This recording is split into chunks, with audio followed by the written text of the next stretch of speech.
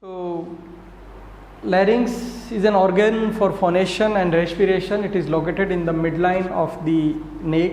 As you can see over here, the various parts or the cartilages, bones, and the membranes of the larynx.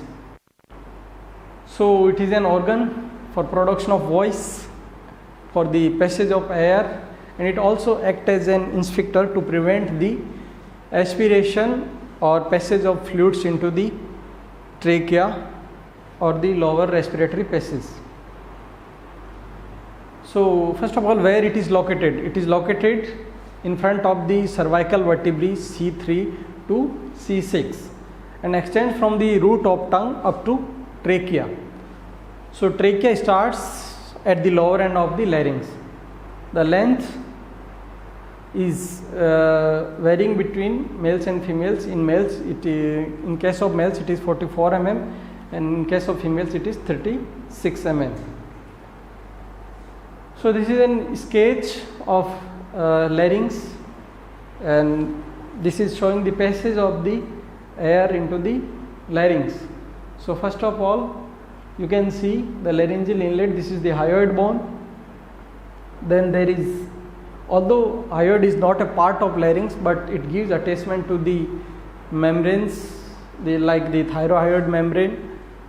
Then there is a cartilage, thyroid cartilage, cricoid cartilage. Then there is starting point of trachea with tracheal rings, the C-shaped cartilages of the trachea. So this point from where the air enters is called as laryngeal inlet.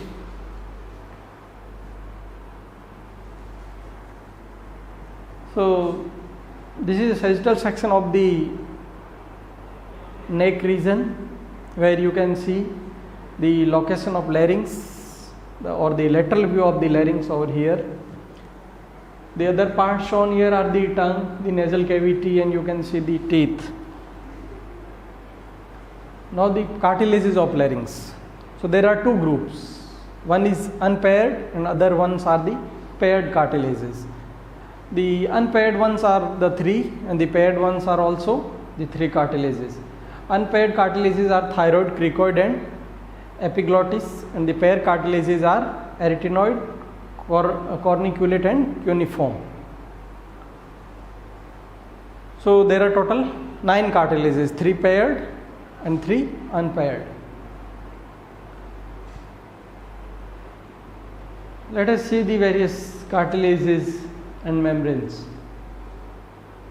First of all, the thyroid cartilage, which we feel in our neck in the midline, generally called as Adam's apple. So that is the thyroid cartilage. Then there is cricoid and the tracheal rings are shown over here. So these are the tracheal rings. This is the anterior view of the larynx, and this is the posterior view.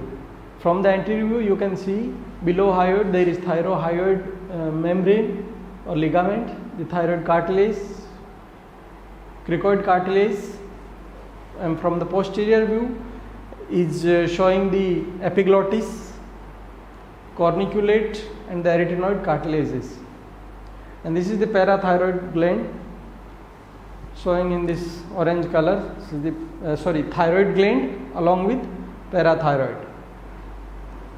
And then there is membranous part of the trachea. Now come to the laryngeal joints. So there are two main joints, the cricothyroid and the cricoarytenoid. Cricothyroid is between cricoid and the thyroid cartilage, and cricoarytenoid, the name as the name suggests, in between the cricoid and arytenoid cartilages. So you can see over here the cricothyroid joint.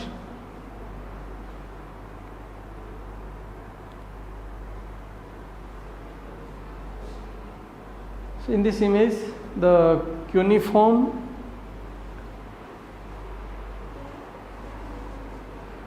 corniculate, and arytenoid cartilage are shown here in different colors.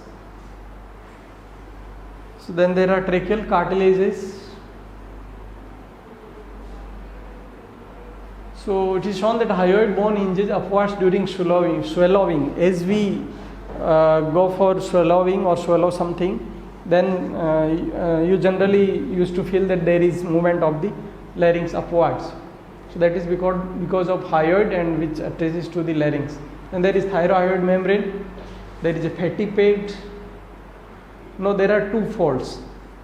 One is false vocal cord and other one is true vocal cords. False vocal cords are also called as vestibular folds, and the true vocal cords, they are called as vocal folds. So the lower ones are true. The area in between these two is called as rima glottidis. Then there is cricothyroid ligament, cricotracheal ligament. They are very easy to comprehend because their names suggest their attachments. Now come to the laryngeal ligaments and membranes. So then there are two types, the intrinsic and extrinsic. The intrinsic ones are those ligaments or membranes which are having their both attachment onto the parts of the larynx itself, while the extrinsic ones are those which are having their one of the attachment outside the larynx or other than the laryngeal components or cartilages. So in case of intrinsic, the fibroelastic membrane, the part above the sinus known as the quadrate membrane and below sinus. What is sinus? Sinus is the part in between these two, vestibular fold and vocal fold. So these two parts, the above and the below from the sinus, they are having their own nerve supply. I mean it is a watershed for the nerve supply, blood supply and the lymphatic drainage. So quadrate membrane, part above the sinus is known as quadrate membrane and below the sinus is known as conus elasticus. So what is quadrate membrane? Lower free border forms the vestibular fold. So quadrate membrane, जो upper half of larynx के अंदर जो mucosal membrane है उसको हम quadrate membrane बोल रहे हैं. Then lower border of this forms the vestibular fold, which we have already seen. The vestibular fold, this is the quadrate membrane, this wall is quadrate membrane. This is vestibular fold.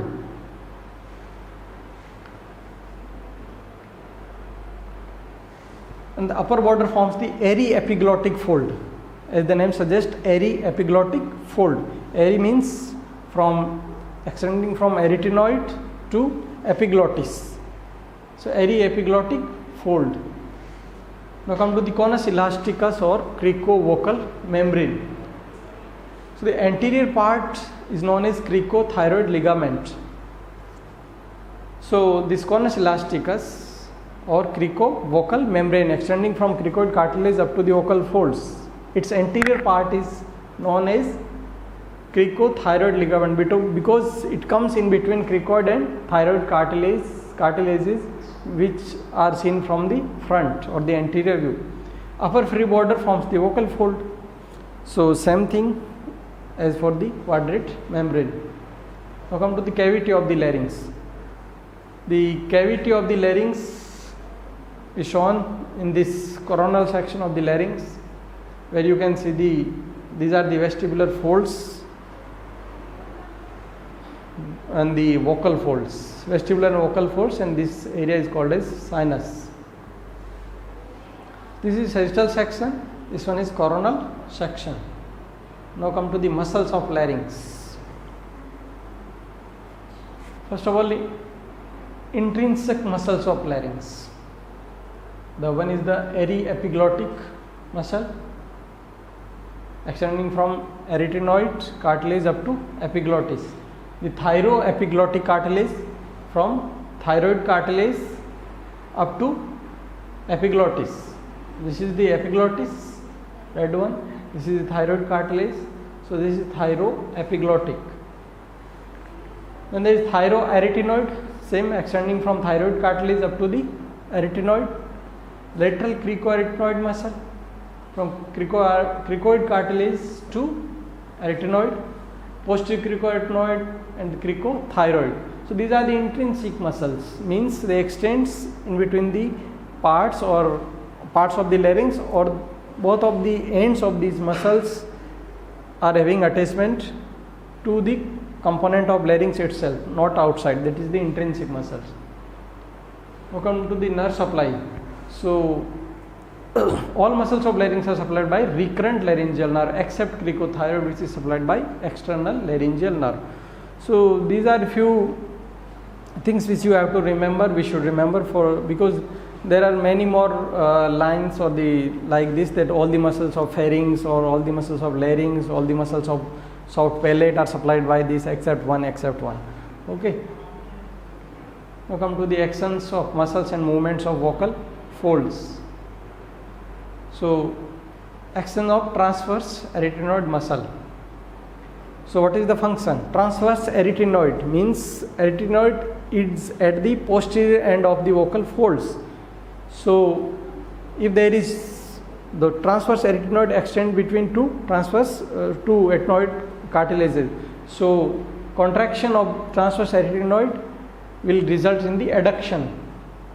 In the right side of the image, you can see the arrows are pointing towards the adducted. So arytenoids are adducting. Vocalis and thyroarytenoid muscle, they gives the relaxation of the vocal ligaments, because the anterior and the posterior portion of the larynx comes closer. So there is relaxation of the vocal ligaments or vocal folds. So the movements of the vocal folds in different ranges gives rise to these functions for our body, like quiet breathing, breathing in resting phase, forced inspiration, phonation, the normal way of talking, or the whispering. Okay. Blood supply. As I already told you that the sinus part or the part of the larynx between vestibular fold and vocal fold is a watermark or the watershed between these two things, the blood supply, nerve supply, lymphatic drainage.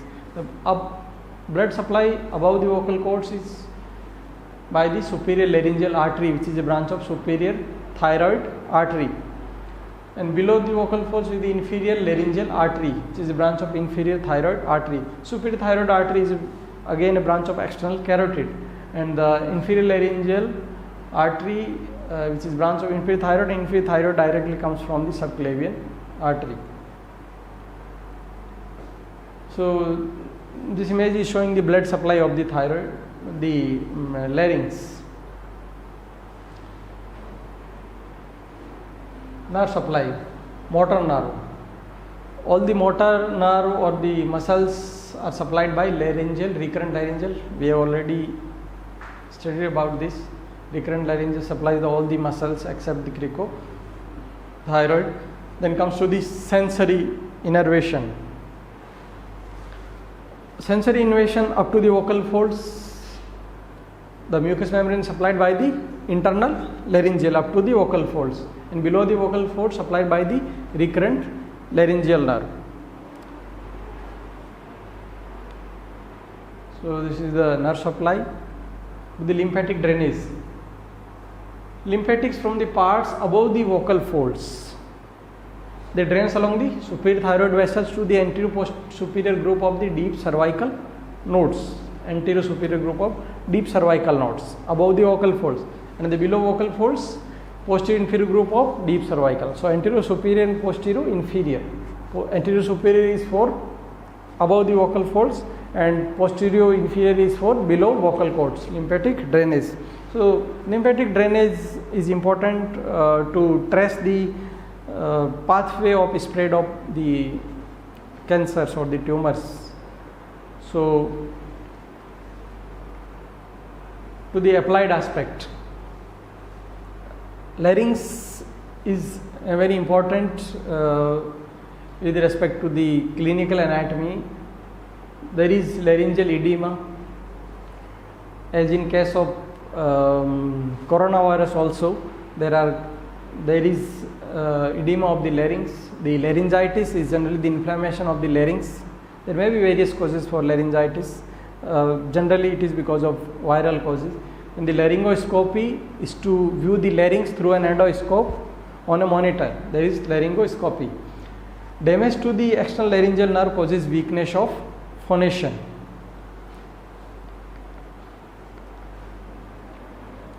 Now come to the damage to the recurrent laryngeal.